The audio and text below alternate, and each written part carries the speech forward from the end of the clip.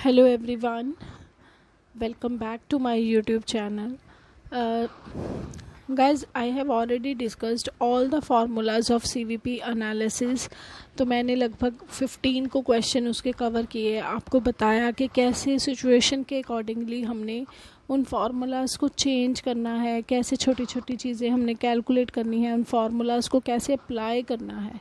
पूरे ही चैप्टर में फार्मूलाज यही हैं, इन्हीं के ही बेस पे मार्जिनल कॉस्टिंग अप्लाई की जाती है और उनसे फिर डिसीज़न लिए जाते हैं. कंपनी डिसीज़न लेती है कि क्या उन्हें कोई नया प्रोडक्ट बनाना चाहिए कि नहीं, क्या उन्हें फॉरेन मार्केट में एंटर करना चाहिए कि नहीं. मेक और बाय डिसीज़न लेती है कि भी उन्हें प्रोडक्ट खुद से मैन्युफैक्चर करना चाहिए कि बाहर से बना बनाया ले लेना चाहिए. कोई भी नई अपॉर्चुनिटी को एक्सप्लोर करना चाहिए कि नहीं करना चाहिए. क्या अपनी टेक्निक ऑफ प्रोडक्शन में कोई चेंज लाने की ज़रूरत है कि नहीं है. अब क्योंकि स्टूडेंट्स के एग्ज़ाम्स पास में हैं तो उसके अकॉर्डिंगली मैं थोड़ा सा अब आपको इम्पॉर्टेंट क्वेश्चंस डिस्कस करने लगी हूँ इस चैप्टर के. तो आप बस फार्मूला अच्छे से अगर लगाना सीख जाएं तो फिर बाकी सारे सम्स में कोई इतनी ज़्यादा आपको प्रॉब्लम नहीं आएगी. फिर भी अगर आपको किसी सम में कोई किसी भी क्वेश्चन में किसी भी तरह का कोई डाउट है तो you can ask me in comment section and I will certainly provide you the solution for the same. Now, 38th question. I am going to take only main questions of this chapter now. 38th question. This question is very important. इसमें देखो आपको 2 period given है, 2 period की cell given है, profit given है. तो आपको सबसे पहले पीवी रेशियो कैलकुलेट करनी है. तो मैं ऑलरेडी ही सेकंड वीडियो में आपको इस चैप्टर की सेकंड वीडियो में आपको वो फार्मूलाज में बता चुकी हुई हूँ कि अगर आपको 2 पीरियड्स गिवन हो फिर आपने पीवी रेशियो कैसे कैलकुलेट करनी है. इस वीडियो का लिंक मैं आपको डिस्क्रिप्शन बॉक्स में दे दूँगी. तो हमने पीवी रेशियो कैलकुलेट करनी है, उसके बाद फिक्स कॉस्ट कैलकुलेट करनी है. पीवी रेशियो 2 पीरियड्स के बीच हम कैसे कैलकुलेट करते होते हैं, change in profits upon change in sales multiply 100. जैसे कि चेंज इन प्रॉफिट्स कितनी हुई है 5000 और चेंज इन सेल्स हुई है 20000. तो 5000 अपॉन 20000 करेंगे इंटू 100 करेंगे, this comes out to be 25%. अब उसके बदले में अब बाद में हमने कैलकुलेट करनी है फिक्स्ड कॉस्ट. अब देखो जो भी फिक्स्ड कॉस्ट जो हमने कैलकुलेट करनी है वो हम किसी भी ईयर का डाटा उठा के कैलकुलेट कर सकते हैं, क्योंकि फिक्स्ड कॉस्ट तो ऐसी कॉस्ट है जो हर साल सेम ही पड़नी है. तो चाहे आप 15 का डाटा लो चाहे आप 16 का डाटा लो, आंसर आपका सेम आएगा. Let's see the solution. तो जैसे मैंने आपको डिस्कस किया है हम उस तरीके से पीवी रेशियो निकाल लेंगे, change in profit upon change in sales. तो ये आ जाती है 25%. अब आपको फिक्स कॉस्ट कैलकुलेट करनी है. Again you have to use your brain which formula can be applied. अब देखो हमने एक चीज़ पढ़ी हुई थी कि फिक्स्ड इस क्वेश्चन में क्योंकि हमें प्रॉफिट गिवन है तो मैं कंट्रीब्यूशन का ये फार्मूला लगा रही हूँ, fix cost plus profit is equal to contribution. अगर वेरिएबल कॉस्ट गिवन होती तो हम sales minus variable cost is equal to contribution लगा सकते थे. तो चाहे आपको मैंने बोला है कि आप फर्स्ट ईयर लो चाहे आप सेकेंड ईयर लो, दोनों से आंसर सेम आएगा. पहले साल में देखो आपकी सेल्स हुई हैं 1,50,000 और पीवी रेशियो है कंट्रीब्यूशन अपॉन सेल्स. तो पीवी रेशियो हमने कैलकुलेट की है 25%. कंट्रीब्यूशन कैलकुलेट कर लेंगे सेल्स पुट करके, तो कंट्रीब्यूशन आपकी आ जाएगी 37,500. 1,50,000 को 25% करेंगे तो this comes out to be 37,500 और इसको हम इस इंफॉर्मेशन में पुट कर देंगे fixed cost plus profit is equal to contribution. अब मैंने पहले ईयर का डाटा उठाया तो मैं पहले ईयर के प्रॉफिट्स फिल कर रही हूँ और कंट्रीब्यूशन हमने जो निकाल ली है 37,500. तो यहाँ से फिल करेंगे तो फिक्स्ड कॉस्ट आ जाएगी 17,500. आप ये काम सेकेंड ईयर में भी कर सकते हो. जैसे अगर देखो सेकेंड ईयर की सेल्स थी आपकी 1,70,000, तो आप ऐसे भी फिल करके देख सकते हो कि 25% पीवी रेशियो है।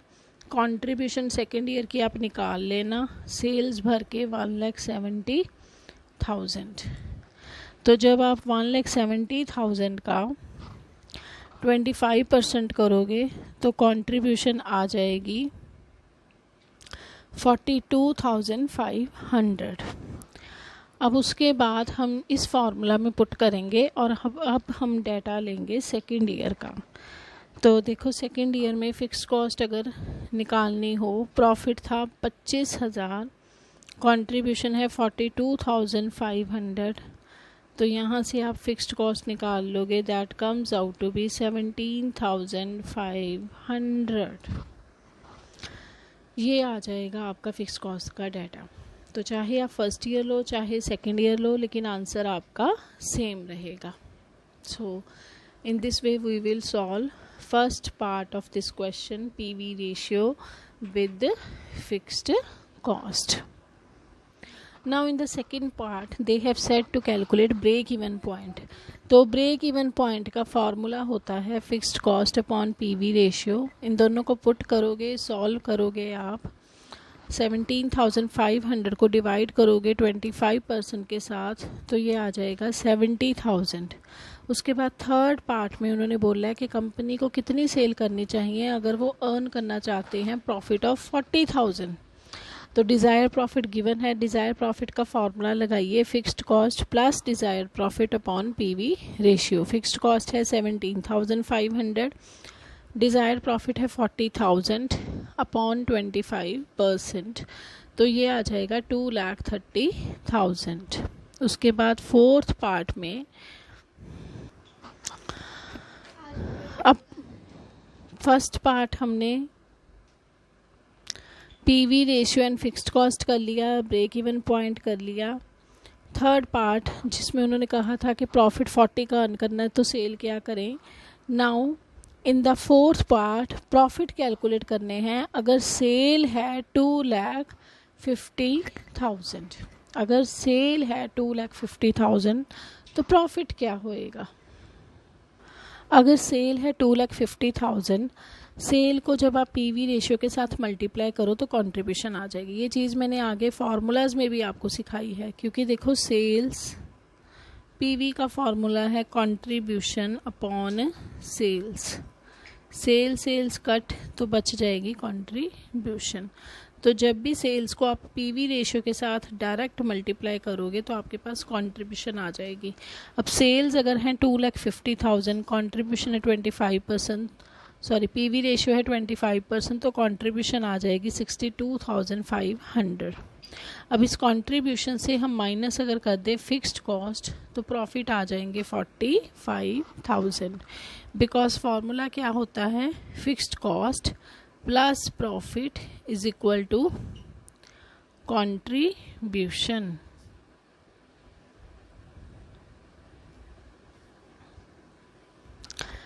In fifth part they have said to calculate margin of safety.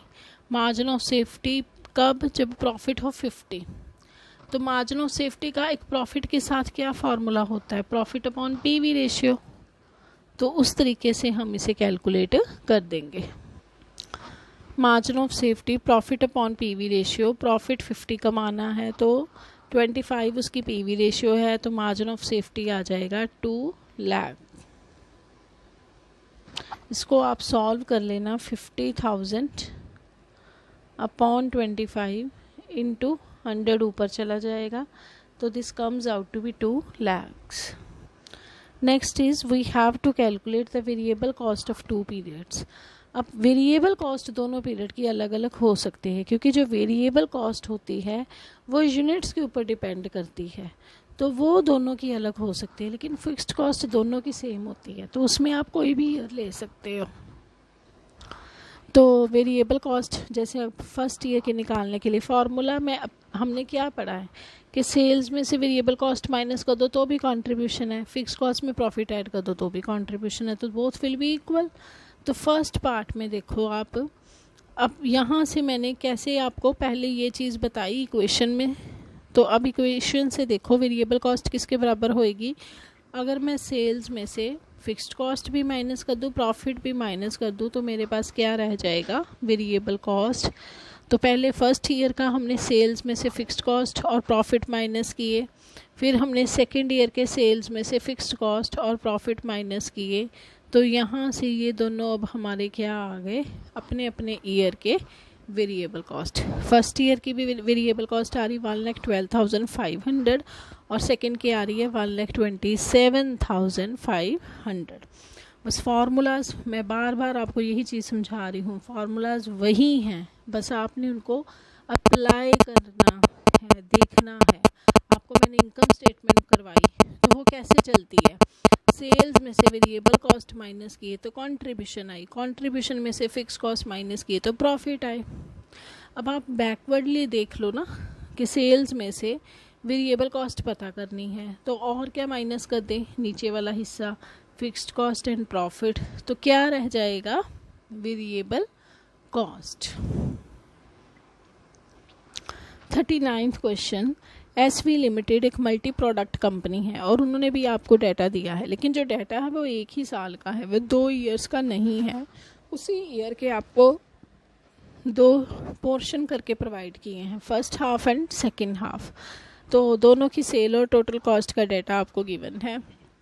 Assume करते हुए कि कोई भी चेंज इन प्राइस नहीं आई, कोई भी चेंज इन वेरिएबल कॉस्ट नहीं आई, और जो फिक्स्ड कॉस्ट है वो 2 हाफ्स में इक्वल इंकर हुई है, मतलब जितनी फर्स्ट हाफ में हुई उतनी ही सेकंड में हुई। ये नहीं बस एक ही हाफ में हुई, जितनी फर्स्ट में हुई, अगर फर्स्ट में 5 हुई तो दूसरे में भी 5 ही हुई है। वहाँ से हमने कैलकुलेट करने हैं profit, volume ratio, fixed expenses, break even sales and percentage of margin of safety. Now first point we have to calculate PV ratio. तो पीवी रेशियो का फार्मूला क्या होता है, कंट्रीब्यूशन अपॉन सेल्स इनटू 100। अब contribution कैसे निकालेंगे,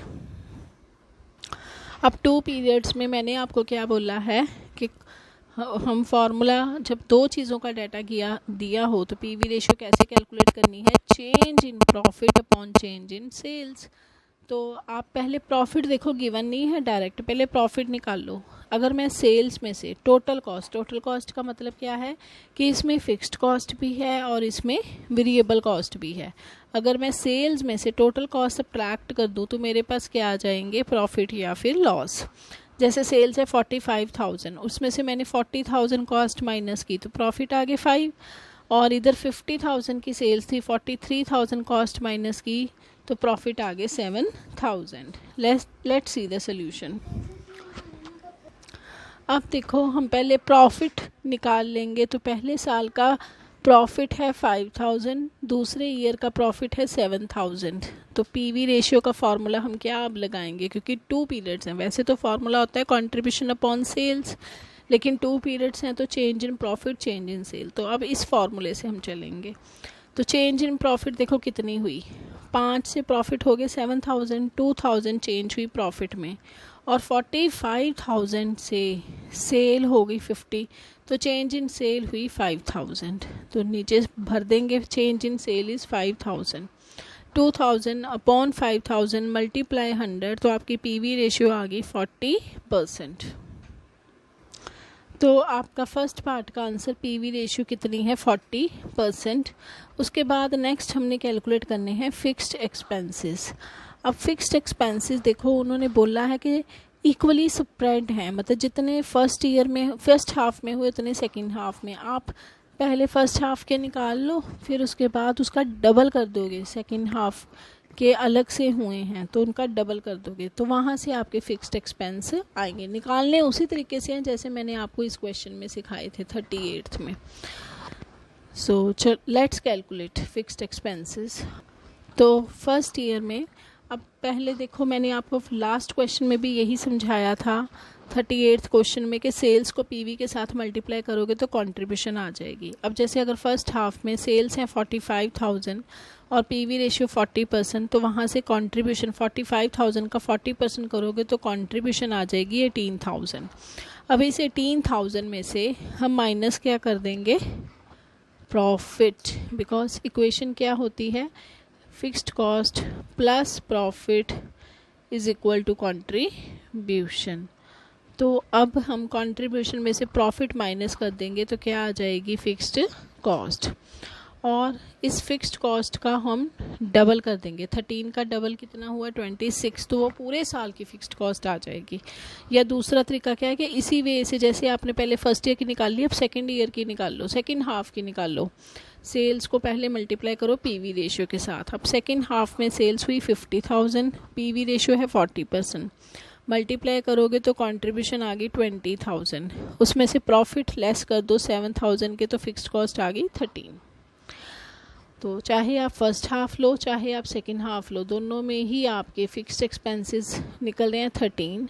and again question में line given है कि जितने फर्स्ट में उतने ही सेकेंड में, तो डबल करना है, तो 13 का डबल, तो पूरे साल की फिक्स्ड कॉस्ट पूरे ईयर की कितनी आई, 26,000।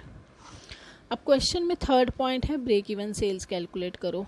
तो फिक्स्ड कॉस्ट को पीवी रेशियो के साथ आप डिवाइड कर दो। फिक्स्ड कॉस्ट है 26,000 और पीवी रेशियो है 40, तो ये आपके ब्रेक इवन पॉइंट आ जाएगा 65,000। तो थर्ड पॉइंट हो गया ब्रेक इवन सेल्स। फोर्थ क्या है, percentage of margin of safety. तो मतलब सिंपल मार्जिन ऑफ सेफ्टी नहीं पूछा, उसकी परसेंटेज पूछी है। तो पहले आप मार्जिन ऑफ सेफ्टी कैलकुलेट करो, फिर आप उसकी परसेंटेज किसके ऊपर करोगे, मार्जिन ऑफ सेफ्टी सेल का ही वो पोर्शन है ना, जब आपका वो पोर्शन ऑफ सेल जब आपका प्रॉफिट लॉस कवर हो चुका है। फॉर्मूला क्या होता है मार्जिन ऑफ सेफ्टी का, actual sales minus break even sales. Break even sales क्या है, नो प्रॉफिट नो लॉस। तो उस पॉइंट से ऊपर आपकी कितनी को सेल्स हैं वही आपको प्रॉफिट देंगी, वो है आपके लिए सेफ्टी पॉइंट, सेफ्टी का मार्जिन ऑफ सेफ्टी। तो सबसे पहले हम मार्जिन ऑफ सेफ्टी कैलकुलेट करेंगे। इसका फॉर्मूला है actual sale minus break even sales. अब एक्चुअल सेल देखो, दोनों पीरियड्स की, पूरे साल का हमने देखना है, दोनों ईयर्स की मिलाओ, दोनों पीरियड्स की, एक की थी 45,000 और दूसरे की थी 5,000, तो टोटल मिला के होगी 95,000।